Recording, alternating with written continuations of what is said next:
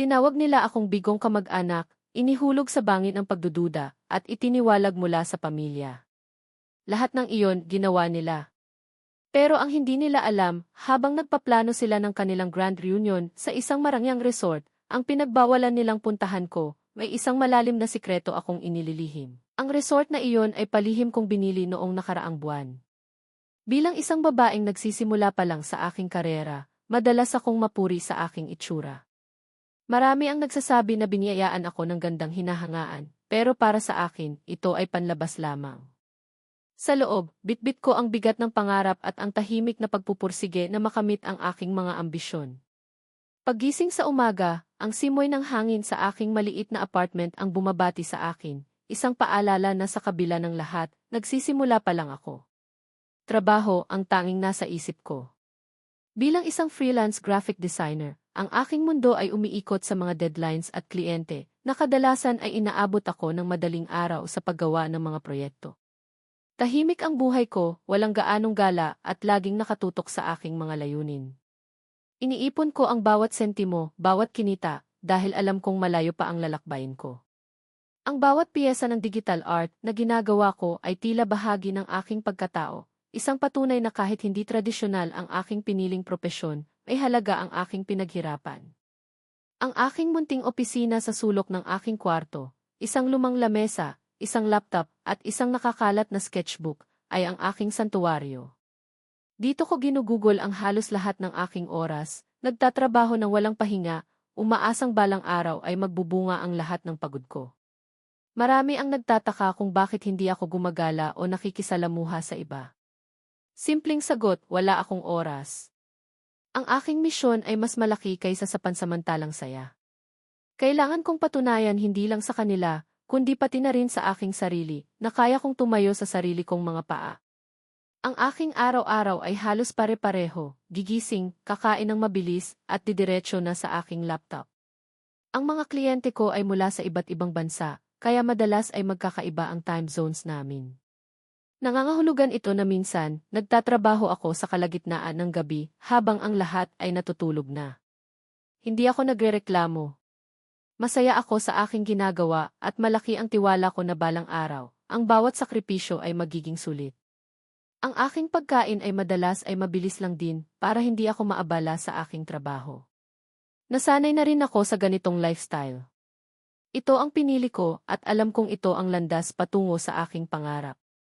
Minsan, kapag nagpapahinga ako, tinitignan ko ang aking mga designs. May kakaibang saya akong nararamdaman sa tuwing nakikita ko ang aking mga gawa na ginagamit sa iba't ibang platform. Ito ang aking sining, ang aking kontribusyon sa mundo. Ito ang aking passion. Pero alam kong para sa marami sa aking pamilya, hindi ito totoong trabaho. Hindi ito ang standard na inaasahan nila. At iyon ang magiging ugat ng lahat ng aking pinagdaanan. Ang unang pagkagambala sa tahimik kong buhay ay nagsimula sa isang ordinaryong family gathering, isang lingguhang salu-salo sa bahay ng aking Tita Elena. Si Tita Elena, ang aming tinaguriang matriarch ng pamilya. Palagi siyang kritikal, mabilis manghusga, at laging may masasabi sa buhay ng iba. Madalas, ang kanyang mga payo ay parang paninisi, at ang kanyang mga ngiti ay parang may nakatagong paghusga. Para sa kanya, ang lahat ay dapat sumusunod sa kanyang pamantayan ng tagumpay at kasaganahan. Kasama niya, syempre, ang kanyang anak na si Marco, ang aking pinsan. Si Marco, para sa marami, ay ang golden child ng pamilya. Matagumpay sa korporasyon, laging presentable, at mahusay makipag-usap. Pero sa ilalim ng kanyang nakangiting mukha, alam kong may bahid ng pagmamataas at paghamak. Sa gabing iyon, habang nagkakatuwaan ang lahat sa hapagkainan, biglang napunta ang usapan sa mga career path. Ang bawat miyembro ng pamilya ay ibinahagi ang kanilang mga trabaho, mga doktor, inhinyero, accountant. At pagkatapos, ang spotlight ay unti-unting lumipat sa akin. Ikaw, Andrea, sabi ni Tita Elena, na may tono ng pag-aalala na parang tinatago ang pangungutya, wala ka pa bang plano na maghanap ng totoong trabaho? Alam mo na, yung may benepisyo at regular na sahod. Tumigil ang aking pagsubo. Ramdam ko ang tingin ng lahat sa akin, lalo na kay Marco na nakangisi. Ang ngising iyon ay tila nagpapahiwatig ng kita mo na. Sinabi ko na sayo. Sinagot ko siya ng mahinahon, "Tita, ito na po ang trabaho ko. Freelance po ako. May mga kliyente po ako mula sa iba't ibang bansa." Ngumiti siya ng mapait. "Aba, Andrea, alam mo naman na hindi iyon ganoon katatag. Hindi mo masasabi kung kailan ka mawawalan ng kliyente. Tingnan mo si Marco, manager na agad sa kumpanya niya. Malayo na ang narating." Tumango si Marco, nagpapakitang tao. "Nga, Andrea. Ang hirap kumita sa freelance. Dapat talaga may stable ka na pinanggagalingan. Paano ka makakapag-ipon yan? Dapat nag-a-apply ka sa mga kilalang kumpanya para may security." Gusto kong sumagot, gusto kong ipagtanggol ang sarili ko at ang aking propesyon, pero parang bumigat ang dila ko. Alam kong hindi nila maiintindihan. Ang paraan nila ng pagtingin sa tagumpay ay iba sa akin. Para sa kanila, tagumpay ang corporate ladder. Para sa akin, tagumpay ang kalayaan at ang pagbuo ng sariling pangarap. Ang gabi ay natapos na may mabigat na pakiramdam. Ang kanilang mga salita ay bumalik-balik sa aking isip, parang tunog ng mga martilyo na unti-unting gumuguho sa aking kumpiyansa. Nag-iwan ito sa akin ng isang katanungan, kailan ko kaya mapapatunayan sa kanila na mali sila? Isang malalim na hininga ang aking pinakawalan at sa loob-loob ko, nagtanim ako ng isang binhi ng paghihiganti. Hindi nagtagal, ang mga salitang iyon ay naging ugat ng mas maraming pasakit. Ang mga subtle slights ay nagsimulang lumala, nagiging mas malinaw at mas masakit. Sa family group chats, kapag may nagtatanong tungkol sa aking buhay, tila sinasadya ni Tita Elena at Marco na ibahin ang usapan. O kaya naman, kapag nagbabahagi ako ng aking mga proyekto o maliliit na tagumpay, ipinipilit nilang i-downplay ito. "Ay, drawing lang yan, Andrea. Hindi pa rin ba nakakahanap ng totoong work? Kawawa ka naman, baka wala kang ipon, minsan ay babasahin ko sa chat." Ang mga emoji na sumusunod, isang malungkot na mukha, o isang key face pumpy ay nagpapahiwatig ng kanilang paghamak. O kaya naman, kapag may nagsasabi ng maganda tungkol sa akin, mabilis silang magpapasok ng mga salita na tila nagpapahiwatig ng aking pagkukulang. Naalala ko pa, minsan ay pinuri ako ng pinsan kong si Jenny sa aking bagong haircut at sa kung paano ako bumagay sa aking mga ginagawa. "Ang ganda mo talaga, Andrea," sabi niya. "At ang galing mo pa mag-design." Pero bago pa ako makasagot, biglang sumingit si Tita Elena. Ang boses ay parang matamis pero may nakatagong pagusga. "Maganda nga, pero ano naman kung walang stable na kita? Kailangan mo pa rin kumain, Andrea. Saan ka kukuha ng pambili ng bahay kung ganyan ka?" At si Marco naman, idinugtong, na maihalong pagmamataas, "Nga, tito at tita. Kaya nga ang ganda hindi nakakabayad ng bills. Kailangan praktikal. Dapat talaga, Andrea, mag-isip ka ng mas matatag na future." Nakita ko ang pagkunot ng noo ni Jenny at ang pagkadismaya sa kanyang mukha. Nangingilid ang luha sa aking mga mata, pero pinigilan ko ang sarili ko. Ayaw kong magbigay ng eksena. Naging mas malinaw ang kanilang agenda. Gusto nilang i-isolate ako at gawin akong outlier sa pamilya. Hindi lang basta paninisi, ito ay isang sadyang pagguho ng aking reputasyon sa loob ng pamilya. Nagsimula silang magpakalat ng mga tsismis tungkol sa aking pinansyal na sitwasyon, na wala raw akong ipon, na mahirap daw ang buhay ko, na baka raw hindi ako makakabili ng bahay o makapagpamilya. Narinig ko mismo mula sa isang pinsan, "Naku, Andrea," sabi ni Tita Elena, "kailangan mo raw maging mas maingat sa pera. Baka raw wala kang future. Baka raw hindi ka makapag-asawa, mahirap ang walang stable na trabaho." Ang kanilang mga salita ay parang laso na unti-unting kumakalat sa loob ng pamilya. Ang dating suporta at pagmamahal na nararamdaman ko mula sa ibang kamag-anak ay unti-unting naglaho, napalitan ng awa o pagdududa. Alam kong ito ang gusto nila. Gusto nilang paniwalaan ng lahat na ako ang bigo. Sa bawat haplos ng kanilang dila, pakiramdam ko ay mas lalo akong lumiliit at mas lalong lumalaki ang galit sa aking kalooban. Hindi ko na ito hahayaan. At pagkatapos, ang pagbabagong magpapalit sa lahat. Ang balita tungkol sa Grand Family Reunion ay kumalat na parang apoy. Ito ang pinakamalaking pagtitipon ng pamilya sa loob ng 10 taon at gaganapin ito sa isang eksklusibong resort sa Batangas. Lahat ay excited, lahat maliban sa akin. Isang gabi, habang nag-scroll ako sa social media, nakita ko ang post ni Tita Elena, isang malawak na larawan ng resort, kasama ang caption na, "Excited na sa reunion." Sana kumpleto tayo, mga anak, mga kapatid. Sa El Paradiso Resort tayo magdiriwang. Ang pangalan ng resort ay humaplos sa aking pandinig, El Paradiso. Sa una, naisip kong mag-reply, ngunit biglang nag-ring ang aking telepono. Si Ate Lily, isang pinsan na laging naging malapit sa akin at naging kaibigan, ang tumawag.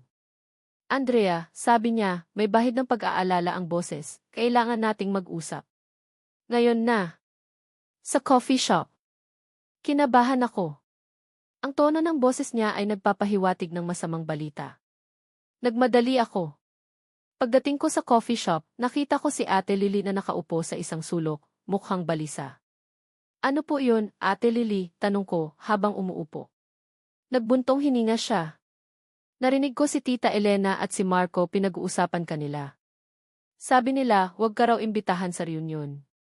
Para akong binagsakan ng langit. Nanginginig ang aking kamay at halos mabitawan ko ang tasa ng kape. Hindi ako makapaniwala. Bakit po?" Tanong ko, nanginginig ang boses.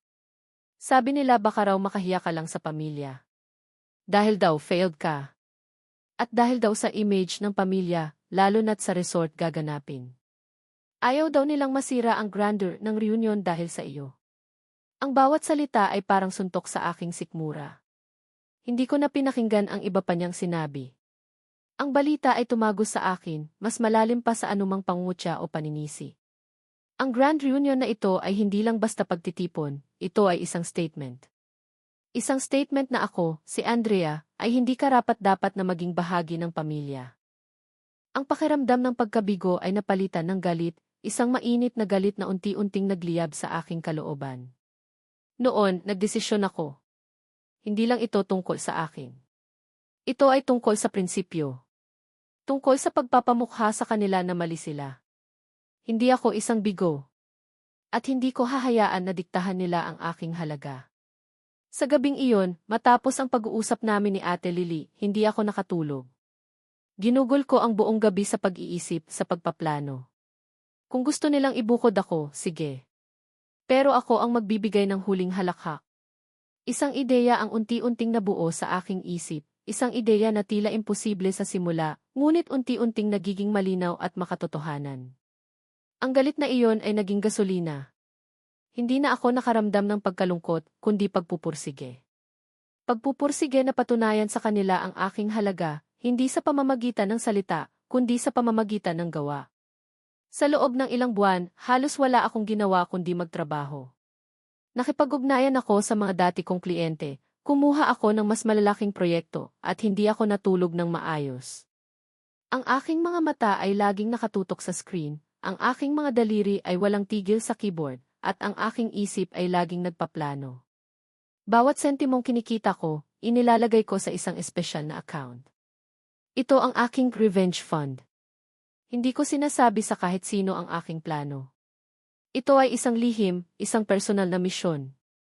Sa mga sumunod na linggo, nagsimula akong mag-research. Nalaman ko na ang El Paradiso Resort ay ibinebenta pala. Hindi ito isang malaking resort, ngunit may sapat na kapasidad para sa isang malaking pagtitipon ng pamilya. Mukhang may problema sa management, at kaya nilang ibenta ito sa mas mababang halaga kaysa sa tunay nitong presyo. Ito na ang aking pagkakataon. Isang pagkakataon para magbigay ng isang malaking pahayag. Maraming gabing hindi ako nakatulog, nagpaplano, nagre-research, naghahanap ng paraan. Kinailangan kong maging mabilis. Ang reunion ay 2 buwan na lang. Lumapit ako sa mga taong pinagkakatiwalaan ko sa negosyo, mga abogado at financial consultants na matagal ko nang nakatrabaho sa aking freelance career.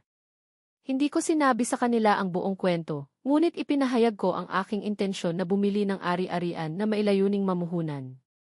Kinailangan kong mangutang, pero alam ko na makakaya kong bayaran ito sa pamamagitan ng aking mga trabaho at ang potensyal na kita ng resort. Ang proseso ay mahirap, puno ng mga papeles, mga meeting at mga negosasyon. Bawat araw parang may humahabol sa akin. May mga pagkakataong gusto kong sumuko. May mga gabing umiiyak ako sa pagod, sa stress, at sa takot na baka hindi ko ito makamit. Pero sa tuwing naiisip ko ang mga salita ni Tita Elena at Marco, sa tuwing naiisip ko ang kanilang pagkutya, mas lalo akong nagiging matatag. Ang kanilang mga mukha na puno ng paghamak ay naging inspirasyon ko. Ang bawat pahinga ko ay ginugol sa pagbabasa ng mga kontrata, sa pag-aaral ng financial statements ng resort. Kinonsulta ko rin ang mga kilalang real estate agent para masiguro na hindi ako nalulugi. Bawat detalye ay pinag-aralan ko ng mabuti. Ayoko ng kahit anong pagkakamali. Ang aking desisyon ay naging isang matinding pagsubo.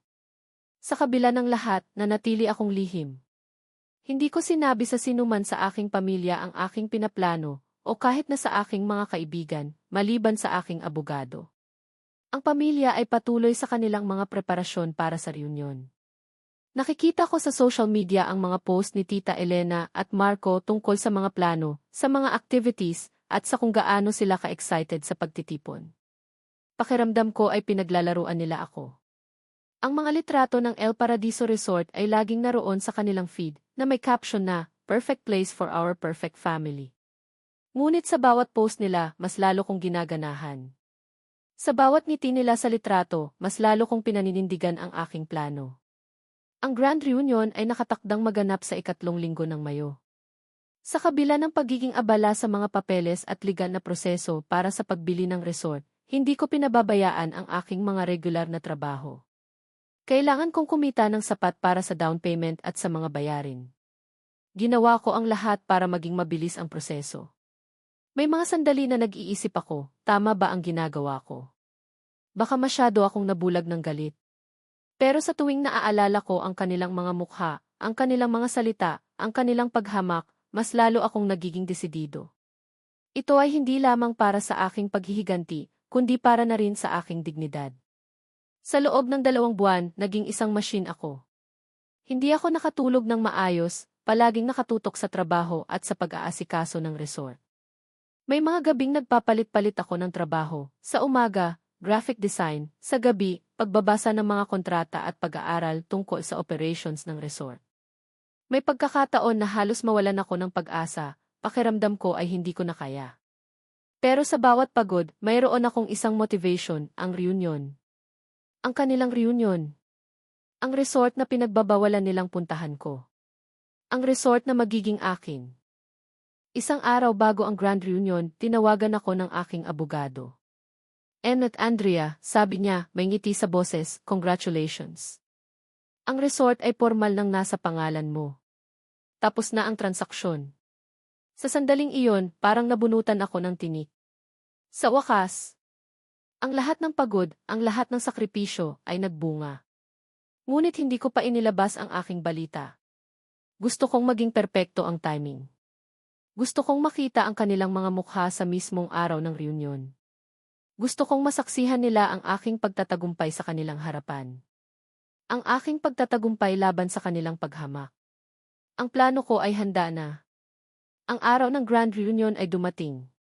Nagbihis ako ng simple pero elegante. Isang puting casual dress na bumagay sa aking balat at isang pares ng simpleng sandals. Ayoko ng sobra, gusto ko lang maging presentable. Gusto ko, sa kanilang paningin, isa lang akong ordinaryong tao na naroon sa resort. Pagdating ko sa resort, nakita ko ang aking pamilya na nagkakatuwaan sa pool area. Ang iba ay nasa lobby, nagsiselfie. Ang aking puso ay kumalabog. Parang isang malaking pelikula na malapit nang magsimula ang climax. Naglakad ako papasok sa lobby. Ang aking mga mata ay nakatingin sa isang pamilyar na mukha, si Tita Elena, na nakikipagkwentuhan sa ibang kamag-anak, ang mukha ay masayang-masaya. Kasama niya si Marco, na nakangisi habang hawak ang isang cocktail, tila ba siya ang hari ng lugar. Nilapitan ko sila, isang tahimik na anino sa kanilang kasiyahan. "Magandang umaga po, Tita Elena, Marco," bati ko, mahinahon ang aking boses, tila walang bahid ng anumang saloobin. Nagulat sila. Lumapad ang ngisi ni Marco. "Andrea, anong ginagawa mo rito? Akala ko ba hindi ka pupunta? Sinabi ko na nga kay tita na hindi ka pwede rito. Hindi ka imbitado, Andrea." Nilingon ako ni Tita Elena, nakataas ang kilay, ang kanyang mga mata ay naniningkit. "Andrea, bakit ka narito? Hindi ka namin inimbitahan, di ba?" Baka nakalimutan mo. At isa pa, kailangan ay naka-reserve ang room mo, wala kang reservation dito. Ang kanyang boses ay may halong pagkadismaya at pagmamataas. Hindi ko siya sinagot. Sa halip, bahagya akong ngumiti, isang lihim na ngiti na sila lang ang hindi nakakaintindi. Sa aking likuran, papalapit ang manager ng resort. Si Amy Tan, isang Chinese-Filipino na matagal nang nagpapatakbo ng resort bago ko ito binili. Nakita ko ang pagbago ng kanyang ekspresyon, mula sa propesyonal na mukha, patungo sa isang malaking ngiti nang makita niya ako. Ma'am Andrea. Bati ni Amy Tan na may malaking ngiti sa labi at agad na lumapit sa akin. Agad niyang ipinagsarado ang mga pinto ng lobby at sinenyasan ang mga staff na lumabas. Tumayo siya sa tabi ko. Salamat po sa pagdating, Ma'am Andrea. Naka-check na po ang lahat ng guest ninyo at handa na po ang venue para sa family activities. Handa na po ang lahat para sa reunion ng pamilya ninyo. Nagulantang ang aking pamilya. Nagtinginan sila, nagtataka. Lumapit sa akin si Amy Tan at iniabot ang isang set ng mga susi. Ito ang mga susi ng management office, ng lahat ng private suites, at ng aking private villa. Ito na po ang mga susi ng management office at ng inyong private villa, Ma'am Andrea. At narito rin po ang mga sales report para sa nakaraang linggo, gaya po ng bilin ninyo. Nagbago ang ekspresyon ng mukha ni Tita Elena at Marco. Ang kanilang mga ngiti ay naglaho, napalitan ng pagkabigla at pagkalito. Emil Tan, sabi ni Tita Elena, nanginginig ang boses, anong ibig sabihin nito? Bakit mo inaabutan ng susi si Andrea? Anong klaseng joke ito? Ngumiti si Emil Tan, at sa pagkakataong ito, ang kanyang ngiti ay tila mas malawak, puno ng paggalang sa akin. Ay, Ma'am, hindi po ba ninyo alam? Si Ma'am Andrea po ang bagong may-ari ng resort. Siya po ang bumili ng El Paradiso Resort noong nakaraang buwan. Sa kanya na po ang lahat ng ito. Para akong nakarinig ng malakas na pagkabagsak ng plato. Ang buong lobby ay nabalot sa katahimikan. Nagulantang ang lahat ng nakarinig. Nagsimulang magbulungan ang ibang kamag-anak. Si Tita Elena ay nanatiling nakatayo roon, ang kanyang bibig ay nakanganga. Ang kanyang mga mata ay nanlalaki sa pagkabigla. Si Marco naman, namutla, ang kanyang mga balikat ay bumaba. Hindi siya makapagsalita. Napangisi ako ng bahagya. Isang ngiti na puno ng tagumpay at kasiyahan. Tita Elena, sabi ko, mahinahon pa rin ang boses, at ngayon, may kaunting lambing sa bawat salita, ako nga po ang bumili. Hindi niyo po ba alam? Akala ko po, magiging malinaw sa inyo. Kasi po, kayo ang nagplano ng reunion dito. At ngayon, ako ang magbibigay ng permiso kung sino ang makakapasok. Ramdam ko ang init ng kanilang pamumula. Hindi sila makatingin sa akin. Ang kanilang mga mata ay nagpalipat-lipad mula sa akin, patungo kay Amy Tan, at pagkatapos ay sa sahig. Ang dating mapagmataas na si Tita Elena at Marco ay naging parang mga basang sisiw. Ang iba pang miyembro ng pamilya ay nagsimulang mag-react. May mga nagulat, may mga nagbubulungan, at may mga lumapit sa akin at bumati ng may paghanga. Ang kanilang mga tingin ay hindi na tingin ng paghamak, kundi paghanga at, siguro, kaunting hiya. Ang paghaharap na iyon ay hindi nagtagal. Ang kanilang pride ay nagapi at ang kanilang paghamak ay bumalik sa kanila ng 10 beses. Walang masasarap pa sa pakiramdam na makita ang kanilang mga mukha na puno ng pagsisisi. Matapos ang confrontation, ang reunion ay nagpatuloy, ngunit sa ibang paraan. Si Tita Elena at Marco ay umalis agad, tila hindi na makayanan ang kahihiyan. Nagpumilit si Tita Elena na magreklamo kay Amy Tan, ngunit kalmado siyang ipinaliwanag na ang desisyon ay akin bilang may-ari. Walang nagawa si Marco, kundi sundin ang kanyang ina, ang kanilang mga balikat ay nakayuko sa pagkadismaya. Ang iba pang kamag-anak ay lumapit sa akin. Ang ilan ay humingi ng paumanhin sa kanilang dating pag-iisip, ang ilan naman ay nagpahayag ng paghanga sa aking pagiging matatag at pagiging lihim. Ang hangin ay gumaan at ang dating tensyon ay naglaho. Sa mga sumunod na araw, pinamahalaan ko ang resort, kasama si Amy Tan na nanatili bilang manager. Ginawa kong mas maganda at mas modernong lugar ang resort, nagdagdag ako ng mga bagong amenities, at nag-hire ako ng mga bagong staff. Nakita ko ang pagbabago sa tingin ng aking pamilya sa akin. Hindi na ako ang ibigong kamag-anak. Ako na ang tagumpay. Natuto sila ng leksyon at ako rin. Natuto ako na ang tunay na tagumpay ay hindi nasusukat sa opinyon ng iba, kundi sa sariling determinasyon at pagpupursige. Ang kanilang paghamak ay naging tulay ko sa tagumpay. Ang karanasan na ito ay nagbigay sa akin ng mas malalim na pag-unawa sa aking sarili. Mas naging matatag ako at mas naging tiwala sa aking mga kakayahan. Ang resort ay naging simbolo ng aking pagtatagumpay laban sa mga pagsubok at paghamak. Ito ay hindi lang isang ari-arian, ito ay patunay na kahit anong hirap at pangungutya ang maranasan, basta't magpatuloy ka, makakamit mo ang iyong mga pangarap. Ang kabanata ng aking buhay na puno ng paghihiganti ay natapos, at ngayon, ang kapayapaan at kasiyahan ang aking kasama. Ang karma ay totoo. At sa huli, ang hustisya ay laging mananaig sa mga taong pinipiling manatili sa kadiliman ng paghamak. Ngayon, malaya na ako.